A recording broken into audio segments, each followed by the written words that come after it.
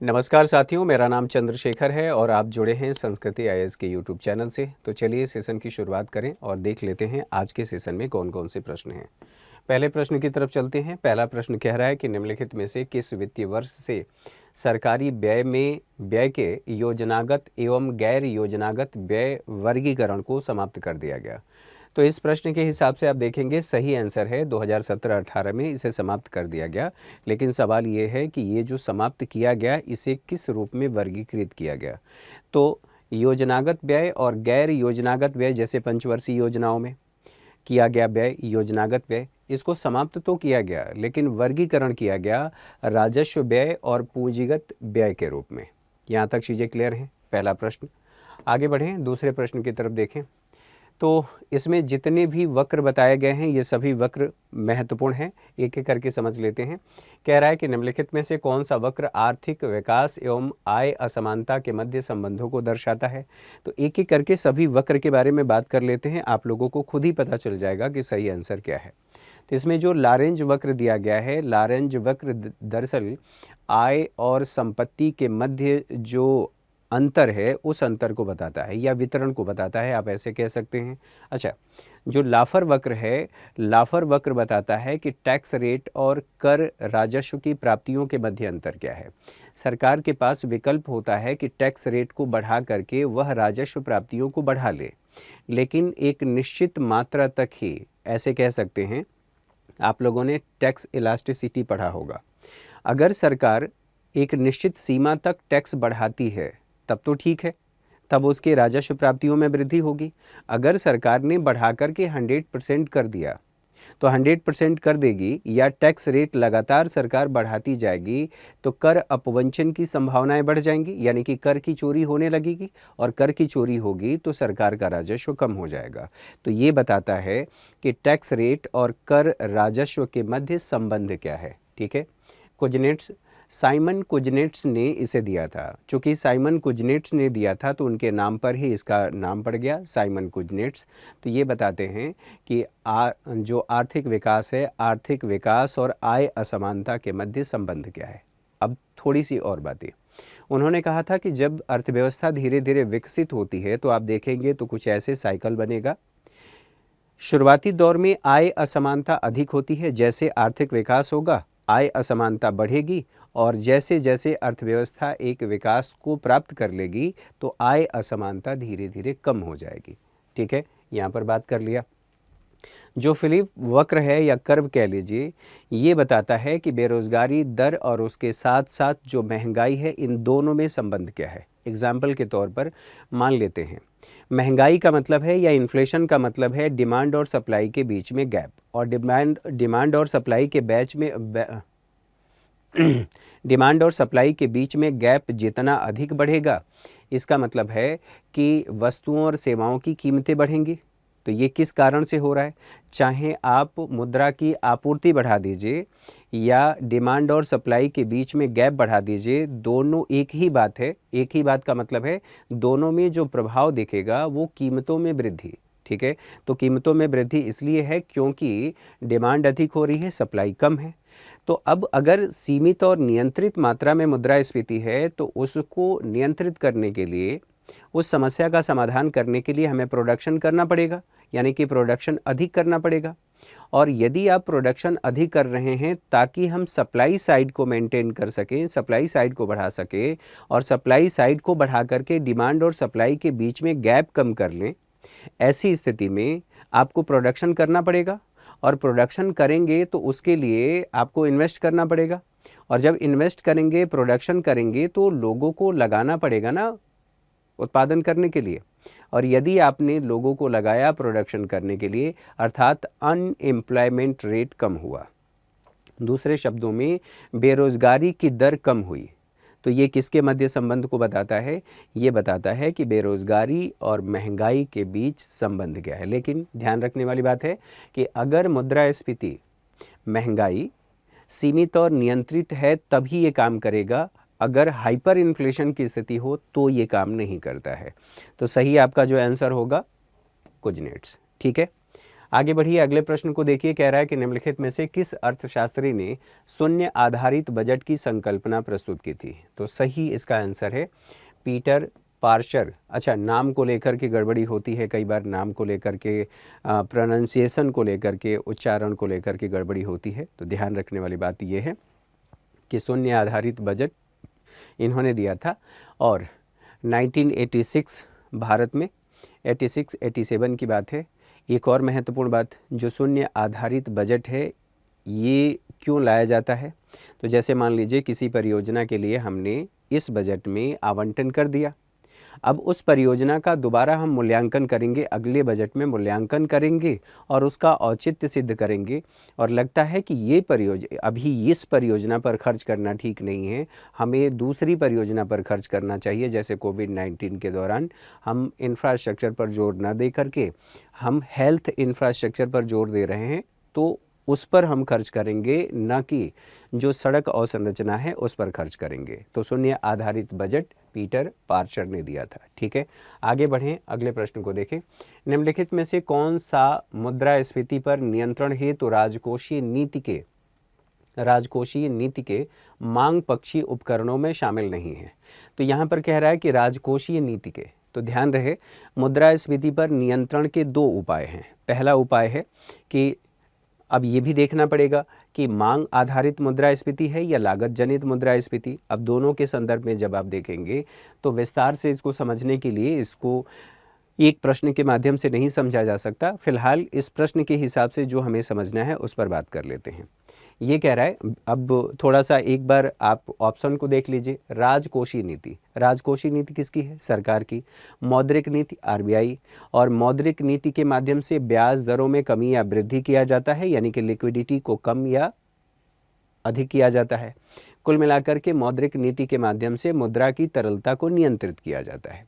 ठीक है, और अगर मुद्रा की तरलता को कम किया जा रहा है, इसका मतलब है मांग पक्ष को प्रभावित करने का प्रयास किया जा रहा है आरबीआई की तरफ से। ठीक है, राजकोषीय उपाय, तो राजकोषीय उपाय मान लेते हैं सरकार ने टैक्स रेट को कम कर दिया।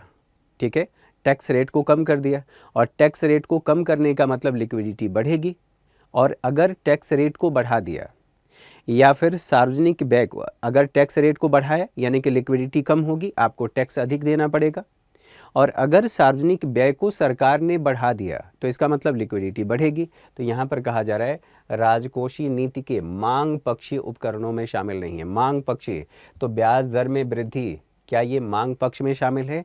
मांग पक्ष में शामिल नहीं है। ब्याज दर में वृद्धि करना यह मौद्रिक नीति उपाय है।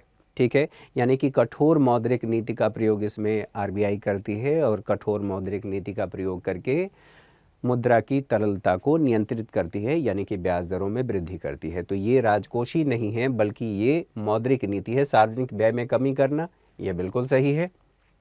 राजकोषीय घाटे पर नियंत्रण करना, ये भी सही है। कर की दरों में वृद्धि करना, ये भी सही है। ठीक है, यहाँ तक बातें समझ में आ गई। चलिए आगे बढ़ते हैं। वैश्विक लैंगिक अंतराल रिपोर्ट निम्नलिखित में से किस अंतर्राष्ट्रीय संगठन द्वारा जारी किया जाता है? तो ये विश्व आर्थिक मंच के द्वारा जारी किया जाता है। भारत की जो वर्तमान स्थिति है, अगर इसमें देखें कि कब इसे शुरू किया गया था, 2006 में शुरू किया गया था, वर्ल्ड इकोनॉमिक फोरम के द्वारा शुरू किया गया था। इसके 4 मानदंड है। 4 मानदंडों के आधार पर जैसे आर्थिक भागीदारी के साथ साथ अवसर देखा जाता है। ठीक है, कुल मिलाकर के 4 स्तंभों पर, 4 आयामों पर इसका मापन किया जाता है। भारत की रैंकिंग आपसे पूछ सकता है, तो वर्तमान समय में 148 देशों में भारत की जो रैंकिंग है 2025 की, वह 131 है। पिछली रैंकिंग 129 थी। ठीक है, यहाँ तक बातें समझ में आ गई। अच्छा, एक और महत्वपूर्ण बात, लगातार 16 वर्षों से आइसलैंड पहले स्थान पर है। 16 वर्षों से, तो ये आपसे पूछा जा सकता है। आगे बढ़िए।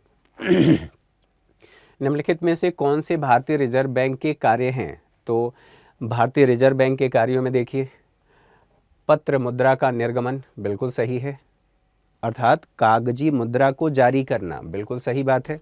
क्वाइनेज एक्ट के तहत सरकार के द्वारा। अब यहाँ पर देखिए राजकोषीय नीति का कार्यान्वयन।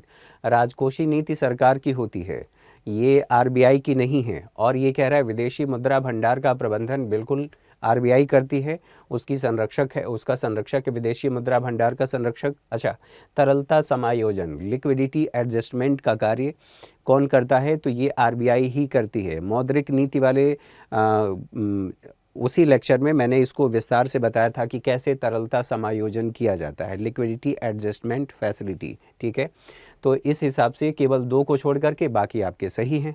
तो यहाँ दूसरा इसमें नहीं है, इसके हिसाब से आप सही कर सकते हैं। अच्छा, इसमें देख लेते हैं एलिमिनेशन मेथड काम करता है कि नहीं। इसमें दूसरा देख लीजिए कि किस में है। अगर दूसरा गलत है तो दूसरा इसमें है, ये गलत हो गया। दूसरा इसमें भी है, ये गलत हो गया। बचा आपके पास 2, ए और सी। ये है नहीं क्योंकि चौथा आपको पता है, तो चौथा है तो स्वाभाविक सी बात है, आसानी से कर सकते हैं। लेकिन इन दोनों को हटाने के बाद 50-50 वाली सिचुएशन में आप आ जाएंगे। अगर एक आपको पता है कि दूसरा गलत है तो बाकी जो हैं उनको आप 50-50 पे ला सकते हैं यहाँ पर। ठीक है, आगे बढ़िए, अगले प्रश्न की तरफ चलिए। निम्नलिखित में से कौन सा पद तिरछी मुद्रास्फीति को उपयुक्त रूप से स्पष्ट करता है? अब तिरछी मुद्रास्फीति की बात कर रहा है, तो तिरछी मुद्रास्फीति अगर आपने पढ़ा है तो मामला ठीक है, अगर नहीं पढ़ा है तो गड़बड़ है।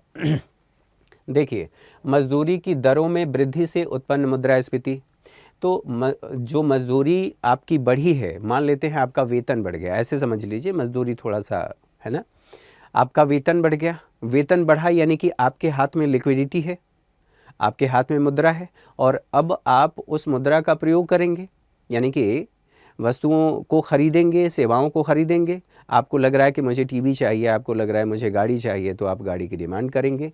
तो मजदूरी दर में वृद्धि से उत्पन्न मुद्रास्फीति मांग जनित मुद्रास्फीति है। और ये क्या कह रहा है कि तिरछी मुद्रास्फीति, तो ये मांग जनित मुद्रास्फीति है, तो इसके हिसाब से ये तो सही नहीं है, प्रश्न के हिसाब से ये तो सही नहीं है। अधिकांश वस्तुओं के मूल्य में वृद्धि, तो जब अधिकांश वस्तुओं के मूल्य में वृद्धि हो जाएगी तो हम कहेंगे यह व्यापक मुद्रास्फीति है, और ये वास्तव में इन्फ्लेशन की स्थिति है। एक निश्चित समय में यदि अधिकांश वस्तुओं और सेवाओं के मूल्य में वृद्धि हो जाए तो उसे हम मुद्रास्फीति कहते हैं। ठीक है, ये वाला तो है नहीं।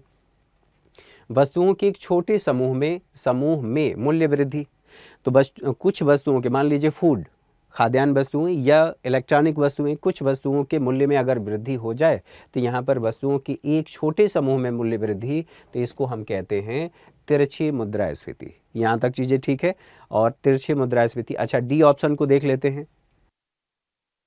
डी ऑप्शन क्या कह रहा है? स्फीति के कारण मुद्रा के मूल्य में तीव्र ह्रास। तो अगर स्फीति के कारण इन्फ्लेशन बढ़ गया है, यानी कि अधिकांश मुद्रा बहुत कम वस्तुएं खरीद पाती हैं, तो ये भी इस प्रश्न के हिसाब से सही नहीं है।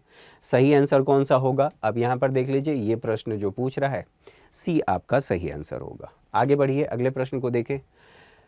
भारत सरकार ने निम्नलिखित में से किस वित्तीय वर्ष में रेल बजट को आम बजट में समाहित करने का निर्णय लिया? तो एक वर्थ समिति थी, एक वर्थ समिति की सिफारिशों के आधार पर इसे अलग किया गया था, आम बजट से इसको अलग किया गया था। लेकिन आगे चल करके एक और समिति का गठन किया गया, विवेक देवराय समिति, और विवेक देवराय समिति ने 2015 में रिपोर्ट दिया था, और उसके आधार पर जो रेल बजट और आम बजट अलग अलग पेश किया जाता था उसे एक साथ मिला दिया गया। जो एक वर्थ समिति थी 1924 यानी कि 1924 में औपनिवेशिक काल में अलग किया गया था।